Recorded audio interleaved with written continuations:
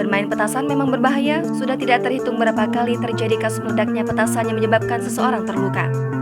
Namun nyatanya, bermain petasan tetap digandrungi oleh banyak orang terutama anak-anak. Apalagi di bulan Ramadan seperti saat ini, biasanya mereka bermain petasan selepas melaksanakan ibadah salat tarawih di masjid. Hal itu pula yang terekam di sebuah video unggahan akun Instagram @faktakamera. Seorang bocah laki-laki terekam kamera pengawas menyalakan sebuah petasan lalu berlari kabur saat benda itu mulai terbakar. Sekilas, tampaknya normal-normal saja bukan? Namun video ini menjadi sorotan publik karena si bocah yang masih menenteng sarung itu terekam menyalakan petasan di tempat yang sangat riskan.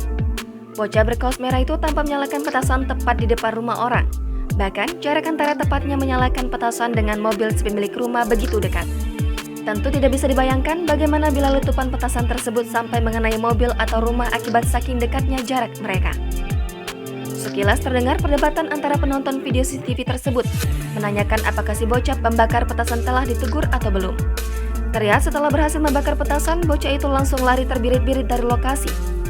Sementara, petasannya dibiarkan meledak-ledak dengan letupan apinya terlihat sangat terang di kamera. Aksi si bocah pun menuai beragam komentar warganet. Namun, tak selalu menyalahkan bocah tersebut, ada pula warganet yang berbalik menyalahkan pemilik rumah karena memarkirkan mobilnya di depan. Sebab akan jauh lebih aman apabila mobil tersebut diparkir ke dalam garasi rumah. Kita sih mbak marah ya Miss.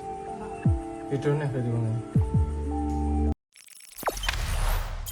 Jangan lupa subscribe, share, komen, dan like ya.